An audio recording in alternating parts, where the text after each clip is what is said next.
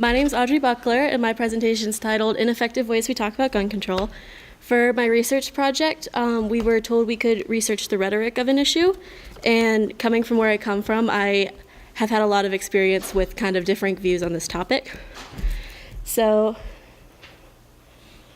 it's kind of clear that today you'll find a lot of displays of violence in media and all over the place.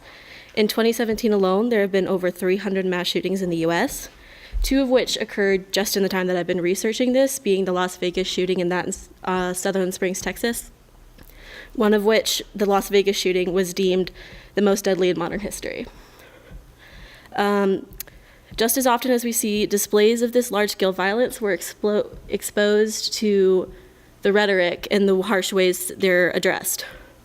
The prevailingly vocalized arguments are either completely for or completely against gun control, and such debate is due to different interpretations of the Second Amendment, primarily.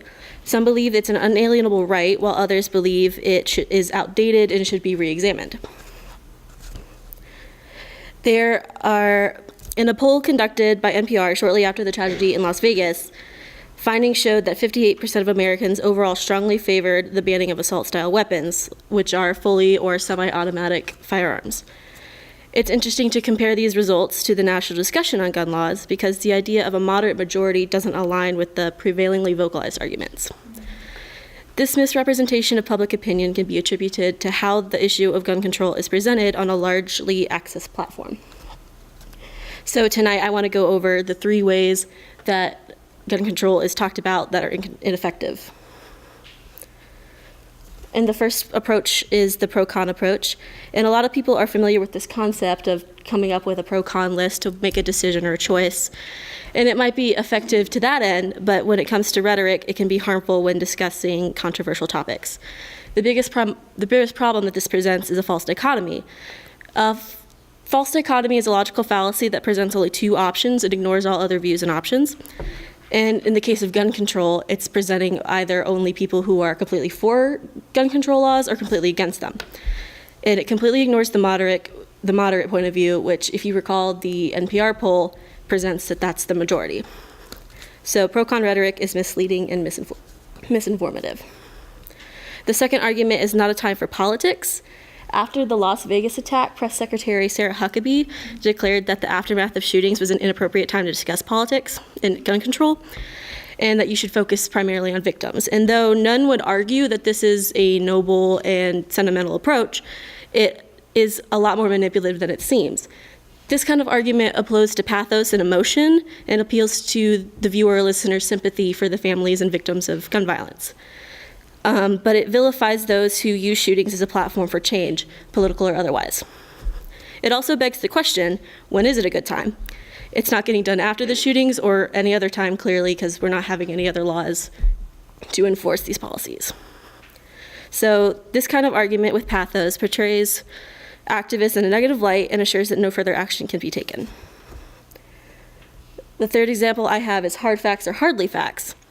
In Thomas Sowell's article for Investor's Business Daily, he asserts that, like many hot-button issues, gun control debates are based solely in terms of fixed preconceptions with little or no examination of hard facts. Most people would agree with this because there are examples of it everywhere, but it's kind of ironic because this exact article has no hard facts of its own. I originally intended to use this article as a legitimate source, but the more I read it, the more I realized it served as an example of the logical fallacy slippery slope. In a slippery slope, people make assertions with no evidence and then make assumptions with no evidence. This is clearly manipulative and ineffective because it aims to deceive the public. All these forms of rhetoric have one thing in common. They only address the polarities of the debate. This is deceptive in displaying the misinformation of blatant vilification of pro and anti-gun control advocates by and against each other. These belligerent arguments coexist with the lack of action taken to prevent further gun violence. So one has to ask, is this large-scale antagonization the reason nothing is being done in regards to gun laws? For all the time we spend preventing a decision, any number of violent acts can occur. The shooting in Las Vegas was the 273rd to take place in 2017, occurring on the 274th day of the year, meaning that on average, there has been 1 deadly shooting for every day of the year. As a nation, we face a critical question. What can we do to prevent further gun violence? There is no clear answer and no way to please everyone. The only thing that is evident that something has to be done, and I believe that the first step to a solution, is to change the way we approach the issue, meaning learning how to discuss gun control without vilifying each other, because clearly the belligerent rhetoric that is currently utilized is ineffective. And to change the way we approach the topic of gun control, we must alter the harmful rhetoric with which we address it. Thank you.